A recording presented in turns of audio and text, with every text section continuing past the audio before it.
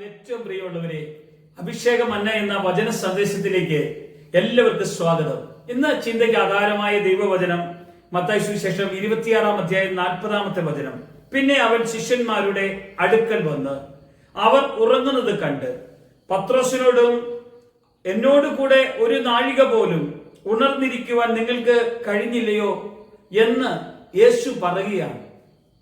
കാരണം യേശു ശിഷ്യന്മാരോട് അത്രയേറെ സ്നേഹിച്ച, കാരണം യേശുവിന്റെ കൂടെ ഉണ്ടും ഉറങ്ങിയും സ്നേഹം അറിഞ്ഞും അനുഭവിച്ചു അത്ഭുതങ്ങൾ കണ്ടും കേട്ടും അവരെ പറഞ്ഞയച്ച് അവരിലൂടെ വലിയ അത്ഭുതങ്ങളെല്ലാം നടത്തിയ ശേഷമാണ് അന്ത്യത്താഴവേള കഴിഞ്ഞ ശേഷം ഗെത്സമേനി തോട്ടത്തിലേക്ക് കടന്നു പോകുന്ന യേശു കർത്താവ് തന്റെ മരണത്തിനു മുമ്പായി ശിഷ്യന്മാരെ കൂട്ടിക്കൊണ്ട് യേശു കർത്താവ് അവരിൽ നിന്നൊരു കല്ലേറും ദൂരം മുന്നോട്ട് പോകുമ്പോൾ യേശു പറയുന്ന ഒരു കാര്യമാണ്, പിന്നെ അവൻ ശിഷ്യന്മാരോട് നിങ്ങൾ ഉണർന്നിരുന്ന് പ്രാർത്ഥിക്കണം.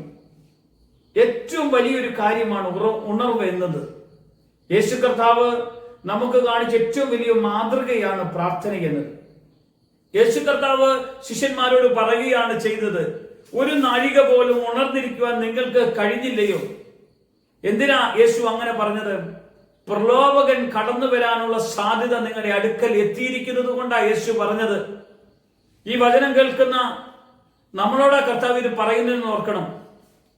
നിങ്ങൾ ഉണർന്നിരുന്ന് പ്രാർത്ഥിക്കുന്നില്ലെങ്കിൽ പ്രലോഭകൻ വീട്ടിൽ കടന്നു വരും, പ്രശ്നം വീട്ടിൽ കടന്നു വരും, പ്രതിസന്ധി വീട്ടിൽ കടന്നു വരും, അസമാധാനം വീട്ടിൽ കടന്നു വരും. നിങ്ങൾക്ക് ഉണർന്ന് പ്രാർത്ഥിക്കാൻ കഴിയുന്നുവെങ്കിലോ നിങ്ങളുടെ പ്രശ്നങ്ങളെല്ലാം പരിഹരിക്കപ്പെടും. സന്തോഷം നിങ്ങളുടെ വീട്ടിലേക്ക് വരും, സമാധാനം നിങ്ങളുടെ ഭവനത്തിലേക്ക് വരും. അനുസരണയില്ലാത്ത മക്കള് അനുസരണയുള്ള മക്കളായി മാറാൻ ദൈവം ഇടയാക്കും. ഈ വചനം കേൾക്കണം. ശിഷ്യന്മാരോട് യേശു പറഞ്ഞതാ, നിങ്ങൾ എന്നോടൊത്തൊന്ന് ഉണർന്നിരുന്ന് പ്രാർത്ഥിക്കുക. യേശുവിനോട് കൂടെ ഉണർന്നിരുന്ന് പ്രാർത്ഥിക്കണം കേട്ടോ. വ്യക്തിപരമായ ഒരു പ്രാർത്ഥന വേണം കേട്ടോ. ആ ഒരു സന്തോഷമുള്ള ഒരു കൂട്ടായ്മ നമുക്ക് വേണം കേട്ടോ.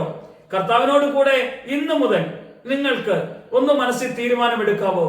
ഞാൻ എന്റെ യേശുവിനോട് കൂടെ ഇന്ന് ഉണർന്നിരുന്ന് പ്രാർത്ഥിക്കുക. യേശു പറഞ്ഞതോ ആ ഗെത്സമേനി തോട്ടത്തിലേക്ക് പോകുമ്പോഴാണ് യേശു ഇത് പറഞ്ഞതെങ്കിൽ, യേശു കർത്താവ് ആ പറഞ്ഞത് അനുസരിക്കുന്ന പക്ഷം നമ്മുടെ ജീവിതവും അനുഗ്രഹമായി മാറും. യേശു നിങ്ങളെ ഓരോരുത്തരെയും അനുഗ്രഹിക്കട്ടെ. യേശുവിന്റെ നാമത്തിൽ തന്നെ ആമേൻ.